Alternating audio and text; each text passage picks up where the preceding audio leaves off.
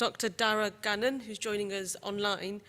Darragh is a lecturer at University College Dublin and is currently the O'Malley Residential Fellow at New York University. He's published widely on the Irish diaspora and the Irish Revolution, including Proclaiming a Republic 1916 and the National Collection and Conflict, Diaspora and Empire, Irish Nationalism in Great Britain 1921 to 22. He's currently completing a monograph entitled Worlds of Revolution, Ireland's Global Movement 1919 to 23. Do I get Thanks. Darragh online? Shamima, can you hear me? Yeah, we can hear you, but there's no PowerPoint at the moment. Okay, can you see me now as well? Yep. Excellent, okay. Thanks so much for that very warm introduction. It's a great pleasure to be able to speak to you this morning where I am from New York and to you in Belfast this afternoon. I'd really like to thank the organisers, Dominic Bryan, Emma Rice, but also especially Briony Wittes. Briony probably does remember this, that it's exactly a year ago today that she first emailed me about this conference. So I'm delighted to see that this event is taking place in person for the majority of you, which was scarcely possible a year ago. So in a seminal study, Provincializing Europe, Post-Colonial Thought and Historical Difference, Dipesh Chakrabarty suggested that political modernity, by that he stated the rule by modern institutions of the state, bureaucracy and capitalist enterprise, has been formulated by the intellectual and cultural traditions of Europe. If this is the case, then Irish history by European standards is very modern indeed. But what kind of Irish histories could be written beyond the Rankian tradition? The proliferation of alternative historical sources since the turn of the 21st century, material culture, visual culture, memorial culture, attests to the valence of post-colonial and postmodern approaches to Irish history. This paper, in turn, makes the case for provincializing Irish history by exploring the theoretical, empirical, and experiential frameworks of an emerging transnational paradigm in modern history, the global archive.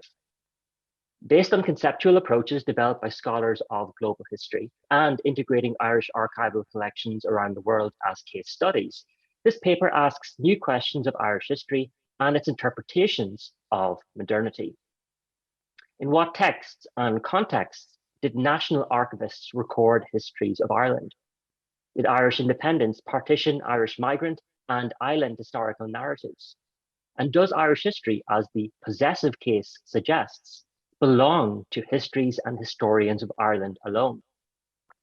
In short, where in modern Irish history, to paraphrase Beatrice Spivak, can the subaltern speak? So I'd like to make 3 points in this paper. Point 1, reflecting on the global archive. So over the last 10 years, scholars of global history have increasingly begun to negotiate the scope, but also the limitations of the concept of the global archive. And among its defining characteristics are ideas of decolonization. So by that, I mean the restitution of archival collections to users beyond institutions, digitization, the democratizing the process of digitizing archival collections, accessibility, making proximate archival collections to distantly based scholars, visibility, translating archival collections into user-friendly sources, for example, in terms of language, and collaboration, that meaning the contextualization of archival collections through dialogue between practitioners of the global north and the global south. Now, the challenges underpinning this agenda have been heightened by the immobilizing effects of the COVID-19 pandemic, the ethical issues underlying the climate crisis, and the rise of nativism. The latter in particular has had a debilitating impact on the development of a coordinated, collaborative, and sustainably funded global archival practice. The creation of the global archive, by definition, constitutes a critique of the national archive. Reading beyond the institutional records of the National Archive can bring alternative ideas of political authority, cultural identity, and sites of citizenship into historical focus. As David Armitage has observed at the current proliferation in scholarship on modern international thought, quote, as historians reconstruct their forms of intellection and the histories of their ideas, we can expect to find even more widespread evidence of forms of transnational thinking than ever before, unquote. But how global do we want our intellectual history to be? Frederick Cooper's interrogation of the scope and limitations of global intellectual history speaks to post-colonial scholars' resonant critique of the Eurocentrism of intellectual history. Deepesh Chakrabarty, most notably, has advanced the argument for developing post-colonial thought and historical difference in intellectual history. Quote, to attempt to provincialize this Europe is to see the modern as inevitably contested, to write over the given and privileged narratives of citizenship, other narratives of human connection that draw sustenance from dreamed up pasts and futures where collectivities are defined neither by the rituals of citizenship nor by the nightmare of tradition that modernity creates, unquote. Surveying the field of global intellectual history, Samuel Moyne and David Sartori have suggested, quote, the same broad post-colonialist impulse might also tend towards an insistence in the context of the surging interest in global histories in many parts of the world on the need to pluralize the voices producing intellectual history, unquote. So I would argue to follow the words rather than the ethnic worlds of modern Irish history is to recover a collective global consciousness which transcends the nation state. To take the Irish Revolution just as an example, that would include reading writings from non-Irish born activists such as Mahatma Gandhi and Marcus Garvey alongside those of Michael Collins, and thereby restoring subaltern voices and views to the established Irish historical record. Modern Ireland, by such a reading, would not only be an Anglophone experience, not only a Western experience, indeed not only an Irish experience. While the institutions of state and their archival records provide an essential empirical framework for documenting the historical record of Irish government departments, political leaders, and island-centric issues, a focus on pre-established fonds in catalogues can limit innovative interpretive approaches. As Fred Cooper has written in his path-breaking Colonialism in Question, it is vital for the historian entering the National Archive to be cognizant of its inherent epistemological biases. And he has further enjoined scholars to, quote, imagine how people in different times and contexts thought and acted, and to recognize the assumptions within one's own conceptual apparatus, unquote. The Global Archive, therefore, constitutes a reflexive critique of the National Archive. To provincialize Irish history in turn is to think outside the archival box. So point 2, researching in the Global Archive. So since 2021, I have developed a project entitled Global Archives. So 10 out of 10 for originality for me.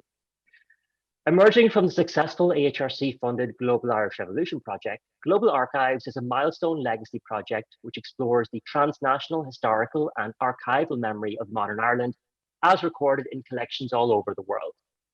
This will highlight the rich and diverse collections of primary source material relating to modern Ireland, specifically the Irish Revolution at the moment, in archives, libraries, and museums across the planet. Each institution will prepare a short archival report replete with images from their collections. And this is published on the RTE Century Ireland website and across its media platforms.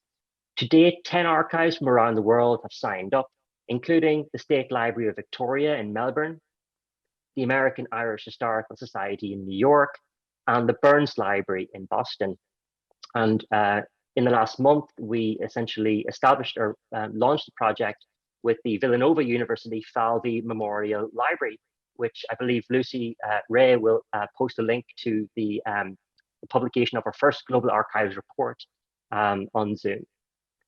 And I also should add that for those of you who are interested in finding out more about this project, please do email me. My email is available on Twitter, and again, I think in the conference program. Now, the Global Archives project, which I've developed, I would argue, is a case study in alterity. Integrating written manuscripts, book collections, periodicals, ballads, literary texts, language sources, theatre records, and political ephemera, archival collections and diaspora institutions are significant for their interdisciplinarity but also their empathetic attention to the lives of migrants and diaspora communities. These collections, created and curated by Irish migrants, speak powerfully to what I've elsewhere termed the double marginalization of the Irish diaspora, that meaning from Irish society and from its national historical record. An excellent example of the theoretical and empirical differential between global archives and national archives is represented by the case of the Ernie O'Malley papers at the the Archives of Irish America in New York. And I'm not just saying that because I'm contractually obliged to do so as O'Malley Fellow at NYU. So Ernie O'Malley, for those not familiar with his work, was a revolutionary IRA guerrilla who opposed the Anglo-Irish Treaty and fought in the Irish Civil War before spending extensive time in the United States in the 1920s and 1930s. Now, many of O'Malley's papers on the Irish Revolution, his so-called national papers, are located at UCD archives. However, it is his papers at the Archives of Irish America in New York, which I think speak to the human post-revolutionary lives of Ernie O'Malley. Integrating his eclectic collection of source material, art, poetry, literature, oral history, the O'Malley papers at the Archives of Irish America illuminate the cosmopolitan, the literary, the artistic, the personal, beyond the political. As Richard English, O'Malley's biographer, has commented, his post-revolutionary lives offer, quote, an excellent opportunity for close consideration of key themes in modern Irish experience: literary, intellectual, artistic, and social, both in Ireland and abroad, unquote. Now, I think it's noteworthy that 1922 will be commemorated this year in Ireland as the year of catastrophic archival loss, of course, marking the destruction of the Public Record Office, which, of course, marked the beginning of the Irish Civil War. Ernie O'Malley, ironically, was one of the anti-treaty IRA activists present in the forecourts on that fateful day of 30th of June, 1922. Yet, I would argue it is to O'Malley's papers in the Archives of Irish America and the collections of Irish material in archives, libraries, and museums beyond the island more broadly, which can restore alternative sources to the Irish historical record in this centenary year. The individuality and interdisciplinarity inherent in these global archives, importantly, can restore the lived experiences of Irish migrants to Irish history, memory, and commemoration. My final point, point 3, I would like to talk about the idea of writing across global archives. And in this case, I'd like to take a comparative example, which I think might allow us to think more openly about this idea of provincializing Ireland. And in this regard, I was really inspired by the contributions of Audrey Whitty and Ryan O'Flynn yesterday in their respective statements regarding the current crisis in Ukraine. So I'm going to look at revolutionary Ireland and revolutionary Ukraine in comparative perspective, and try and draw out some of the asymmetries in terms of archival records and legacies of empire in their cases. So in broad strokes, there were many similarities and commonalities with the experiences of revolutionary Ireland and Ukraine. I'll just broadly survey those here. So for example, the Irish Republic was proclaimed in Dublin on Easter Monday, 24th of April, 1916. The Ukrainian National Republic was proclaimed in Kiev on the 20th of November, 1917. The Battle of Kiev in early 1918 was fought between the revolutionary forces of the Ukrainian National Republic and the alternative forces of the Soviet-inspired Bolshevik Army. The Irish War of Independence was fought by Irish revolutionaries against British Crown forces from January 1919 onwards. On the 6th of December 1922, the Irish Free State was constitutionally established, becoming a dominion of the British Empire. And aptly, 3 weeks later, on the 30th of December 1922, the Ukrainian Socialist Soviet Republic became one of the founding members of the USSR. So separated by 2,000 kilometers and two national historiographies, charting the histories and memories of revolution in Ireland and Ukraine remains nonetheless, I would argue, a path worth taking. Local familiarity with events in revolutionary Ireland and their impactful later 20th century legacies has created a powerful nationalist public memory of political violence. The traditional raids and rallies narrative, popularized through a generation of IRA memoirs, enshrined the view of the ideologically inspired Irish volunteer. The realities, however, were more complex. The radicalization of ordinary rebels has been the subject of increasing historical research, led by Fergal McGarry and Marie Coleman at Queen's. And this research has been aided considerably by the release of thousands of volunteer memoirs and personal statements through the Bureau of Military History and the Military Service Pension Records, respectively, since the turn of the century. Compiled in the decades after Irish independence, such testimony accounts for the subjective experience of individual volunteers, mediated through presentist concerns and collective public memories. Far from the ideologically driven Irish volunteer of literary caricature, these statements attest to the predominant influence of communal networks and personal loyalties in the radicalization of ordinary members of the IRA. The proliferation of archival releases on the Irish Revolution adds significant empirical weight to Peter Hart's contention that Ireland, quote, may be the best documented modern revolution in the world, unquote. Now, the relative dearth of archival sources on individual volunteers in revolutionary Ukraine in comparison to revolutionary Ireland is striking. The military defeat of the disparate Ukrainian forces by the Bolsheviks accounts in part for the greater accessibility of historical sources and publications on the victorious Red Army. History is written by the victors, as we know. The prevailing political hegemony of Soviet Russia over Eastern Europe further contributed to inequalities in historical research on the Ukrainian Revolution across the 20th century. Primary sources which had somehow survived political violence in Kiev were then often archived in Moscow, making it difficult for scholars to carry out original historical research on the variant military forces active in revolutionary Ukraine. And indeed, in her seminal work, Patricia Kennedy Grimstead has talked about these archival sources as the trophies of war and empire. The political prerogatives of the USSR, moreover, constituted a key contextual influence in institutional decisions to make available politically transgressive or sensitive documents to scholars. Indeed, it has taken the fall of the Soviet Union for Ukrainian scholars to be given access to this trove of archival material and to begin the process of restoring the Ukrainian revolutionaries to the historical record. Framing Ireland and Ukraine as subjects of comparative historical inquiry, I would argue, enables scholars to identify contrasts and correspondences in their respective historical and archival experiences, while also identifying inequalities of historiographical understanding between East and West, spatial and temporal frameworks, intellectual traditions, empirical sources, and in so doing, again, provincializing Irish history.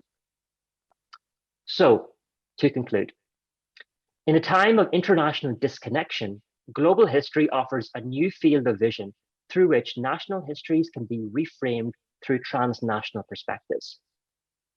The proliferation of alternative historical sources since the turn of the 21st century, material culture, visual culture, memorial culture, attests to the valence of post-colonial and postmodern approaches to Irish history.